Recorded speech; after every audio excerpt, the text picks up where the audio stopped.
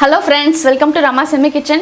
இன்னைக்கு நம்ம என்ன பார்க்க போறோம்னா சூப்பரான ஒரு ஹெல்த்தியான ஒரு டின்னர் தான் பார்க்க போறோம். டின்னர் பிரேக்ஃபாஸ்ட் எதுக்கு வேணாலும் இத நீங்க செய்யலாம். ராகி வந்து நம்ம ஊற வச்சு அரைச்சி செய்யறதுக்கு ரொம்ப லேட் ஆகும்.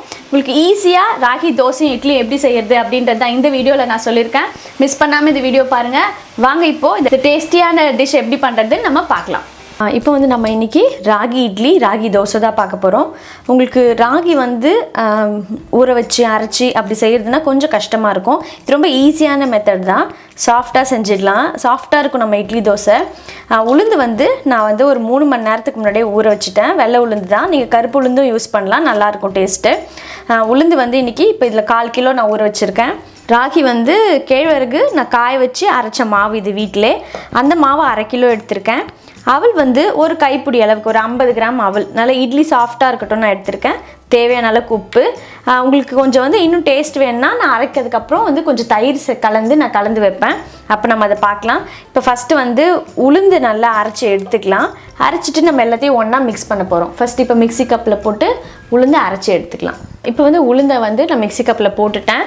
இதை நல்லா அரைச்சி எடுத்துக்கலாம். நீங்கள் கம்மியான குவான்டிட்டின்னா வந்து மிக்சியிலே அரைச்சிக்கலாம். கொஞ்சம் அதிகமாக செய்கிறீங்கன்னா கிரைண்டரில் போட்டு அரைச்சிக்கோங்க. இதை கொஞ்சம் கொஞ்சமாக தண்ணி சேர்த்து நல்ல ஒரு நைஸான பேஸ்ட்டாக அரைச்சிக்கலாம். இப்போது இந்த அளவுக்கு அரைச்சதுக்கப்புறமா இன்னும் கொஞ்சம் அரைக்கணும். நம்ம அவல் சேர்த்துக்கலாம். இதில் அவல் வந்து நீங்கள் அரைக்க போகிறதுக்கு முன்னாடியே தண்ணியில் நல்லா ஊற வச்சுருங்க. நல்லா அலசுனாலே போதும், உங்களுக்கு உடனே வந்து சாஃப்ட் ஆகிடும். அதையும் சேர்த்து அரைச்சிக்கலாம். இப்போ நம்ம திறந்து பார்த்துடலாம். அவளும் சேர்த்து சூப்பராக அரைச்சாச்சு. உளுந்து வந்து இது ரொம்பவே நல்லா இருக்குது. உளுந்து நல்லா காணிருக்கு பாருங்கள். இப்போ இதை ஒரு பாத்திரத்தில் சேர்த்துக்கலாம். நான் இது ஒரு மாதிரி சில்வர் பாத்திரத்தில் சேர்த்துக்கிறேன்.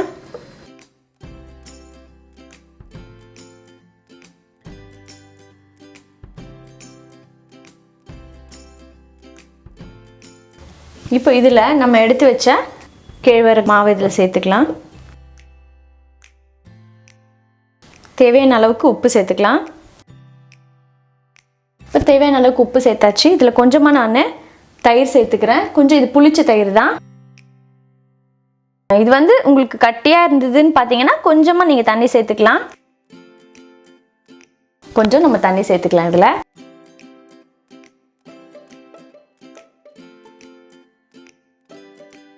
இப்போ நம்ம வந்து உளுந்து அரைச்சி மாவு எல்லாமே அதில் கலந்தாச்சு. தேவையான அளவு உப்பு போட்டாச்சு.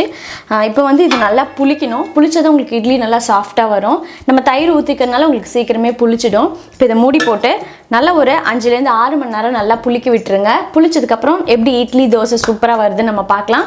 நல்லா நம்மளோட ராகி மாவு வந்து புளிக்கட்டும். இப்போ மாவு வந்து நல்லா ஒரு 4 மணி நேரம் ஆயிடுத்து.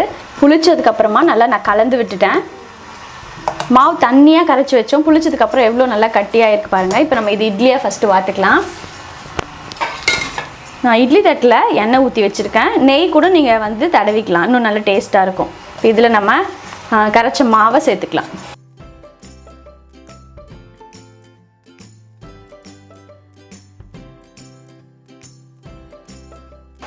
இப்போ இட்லி பாத்திரத்தில் நான் தண்ணி நல்லா சூடு பண்ணிட்டேன். அதில் வச்சு நம்ம ஒரு 10 நிமிஷம் நல்லா வேக வைக்கலாம். 10 நிமிஷத்தில் உங்களுக்கு இட்லி வந்து நல்லா சாஃப்டாக வெந்துடும். இட்லி நல்லா வேகட்டும். இப்போது 10 நிமிஷம் ஆயிடுத்து. நம்ம திறந்து பார்த்துடலாம். இந்த மாதிரி ஒரு ஸ்பூன் வச்சு நீங்கள் உள்ளே வந்து இந்த மாதிரி இட்லி மேலே தடவி விட்டு பார்த்தீங்கன்னா இட்லியில் ஒட்டவே இல்லை பாருங்கள். ஸோ இட்லி நல்லா வெந்துடுத்து. இப்போ நான் ஆஃப் பண்ணிவிட்டு நம்ம இட்லி எடுத்துடலாம். உங்களுக்கு நான் தோசையும் இப்போ வாத்து காட்டுறேன். இப்போ நம்மளோட இட்லி ரெடி ஆகிடுது. தோசையும் அந்த மாவில் வாத்துடலாம். கல்லில் நல்லா எண்ணெய் தடவிட்டேன். இப்போ தோசை வாத்துக்கலாம். நம்மளுக்கு மெலிசாக வேணும்னாலும் வாத்துக்கலாம், இல்லைன்னா நீங்கள் வந்து கொஞ்சம் திக்காக வாத்துனாலும் நம்மளுக்கு இஷ்டப்படி நம்ம செஞ்சுக்கலாம். கொஞ்சமாக எண்ணெய் விட்டுக்கலாம்.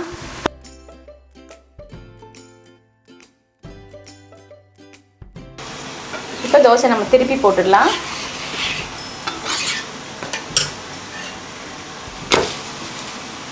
சூப்பராக எவ்வளோ நல்லா கோல்டன் கலரில் வந்துருக்கு பாருங்கள் பின்னாடி.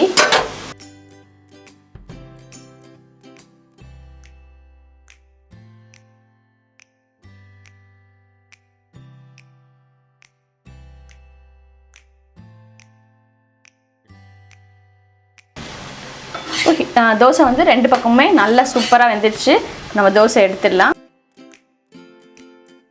சூப்பராக நம்மளோட ராகி தோசை ரெடி ஆயிடுது. இன்னைக்கு வந்து சூப்பராக எங்கள் வீட்டில் டின்னர் வந்து ராகி இட்லியும் ராகி தோசையும் ரெடி ஆகிடுது. இன்னைக்கு இதுக்கு தொட்டுக்கிறதுக்கு நான் என்ன பண்ணியிருக்கேன்னா, சட்னி வெரைட்டிஸ் வந்து ஏற்கனவே நம்ம சேனலில் நான் நிறைய போட்டிருக்கேன். இதுக்கு வெங்காய சட்னி ரொம்ப சூப்பராக இருக்கும். ஒரு 1/4 கிலோ அளவுக்கு வெங்காயம் நான் வந்து எடுத்து நல்லா வதக்கி வச்சுருக்கேன். வத்த மிளகா, தக்காளி ஒன்று தான் சேர்த்துருக்கேன், அவ்வளோதான். உப்பு சேர்த்து இதை அரைச்சிடலாம். இந்த சட்னி வந்து ராகி தோசை இட்லிக்கு அவ்வளோ சூப்பராக இருக்கும். இப்போ அரைச்சிட்டு உங்ககிட்ட நான் காட்டுறேன். இப்போது சட்னி சூப்பராக அரைச்சாச்சு. நான் இப்போ தாளித்து கொட்டிட்டு நம்ம இட்லியோட நம்ம சூப்பராக சர்வ் பண்ணிடலாம். சூப்பராக இப்போ நம்மளோட வெங்காய சட்னி ரெடி ஆகிடுது. இந்த ராகி தோசை இட்லி கூட வெங்காய சட்னி நீங்கள் ட்ரை பண்ணி பாருங்கள், ரொம்பவே சூப்பராக இருக்கும். காரம் வந்து உங்களுக்கு தகுந்த மாதிரி நீங்கள் வச்சுக்கோங்க. கண்டிப்பாக இதே மாதிரி ஈஸியான மெத்தடில் ராகி தோசை அண்ட் இட்லி நீங்கள் ட்ரை பண்ணி பாருங்கள். பார்த்துட்டு உங்கள் லைக்ஸ் அண்ட் கமெண்ட்ஸ் அனுப்புங்க. மறக்காமல் நம்மளோட ரமாஸ் யம்மி கிச்சன் சேனலை சப்ஸ்கிரைப் பண்ணிக்கோங்க.